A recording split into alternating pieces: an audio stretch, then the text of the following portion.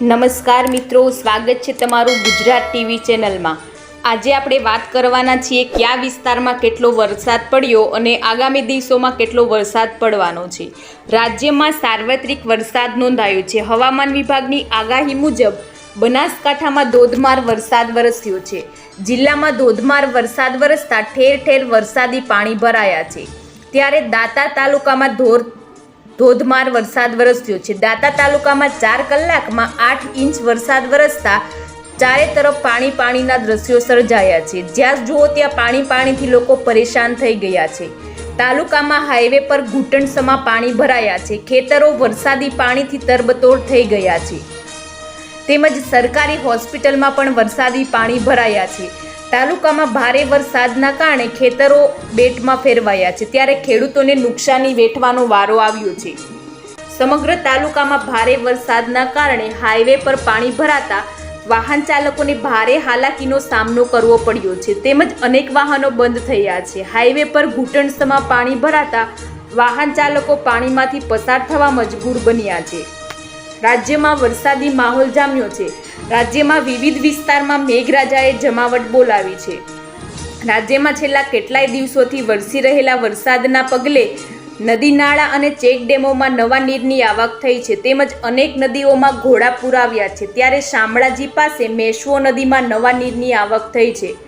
ઉપરવાસમાં ભારે વરસાદથી મેશ્વોમાં નદીમાં નવા નીર આવ્યા છે। મેશ્વો નદીમાં નવા નીરની આવક થતાં નદી બે કાંઠે વહેતી થઈ ગઈ છે, તેમજ મેશ્વો નદી બે કાંઠે થતાં જળાશયમાં પાણીની આવક નોંધાઈ છે। મેશ્વો નદી સિઝનમાં પ્રથમ વખત બે કાંઠે થઈ છે।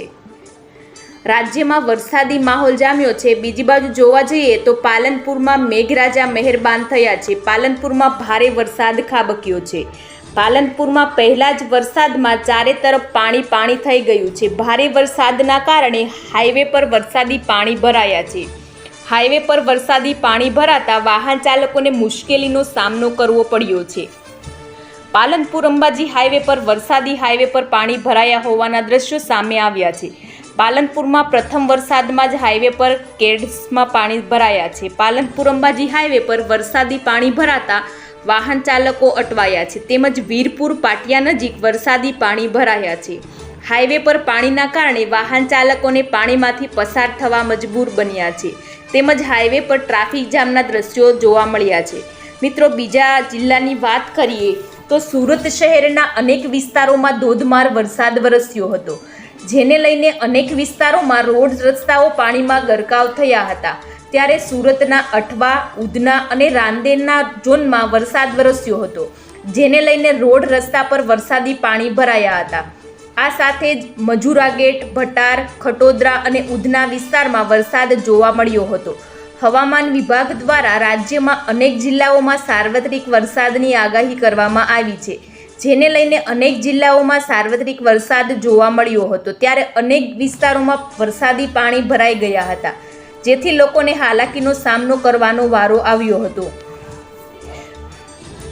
વરસાદને લઈને હવામાન વિભાગની આગામીની વાત કરીએ તો 7 જુલાઈએ અમદાવાદમાં હળવાથી મધ્યમ વરસાદની આગાહી કરવામાં આવી છે।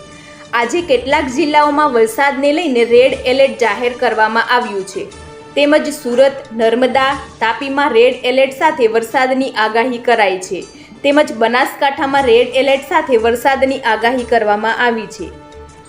આજે પાટણ, મહેસાણામાં પણ ભારે વરસાદ સાથે ઓરેન્જ એલર્ટ અપાયું છે, તેમજ સાબરકાંઠા, પંચમહાલ, વડોદરામાં વરસાદ સાથે ઓરેન્જ એલર્ટ તથા છોટાઉદેપુર, ભરૂચ, નવસારી, વલસાડ, દમણ, દાદરાનગર હવેલીમાં ભારે વરસાદ સાથે ઓરેન્જ એલર્ટ અપાયું છે।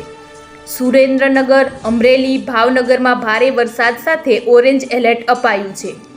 બોટાદ, રાજકોટ, મોરબી, કચ્છ જિલ્લામાં યલો એલર્ટ સાથે ભારે વરસાદની આગાહી વ્યક્ત કરી છે। અમદાવાદ, ગાંધીનગરમાં યલો એલર્ટ સાથે ભારે વરસાદની આગાહી કરવામાં આવી છે।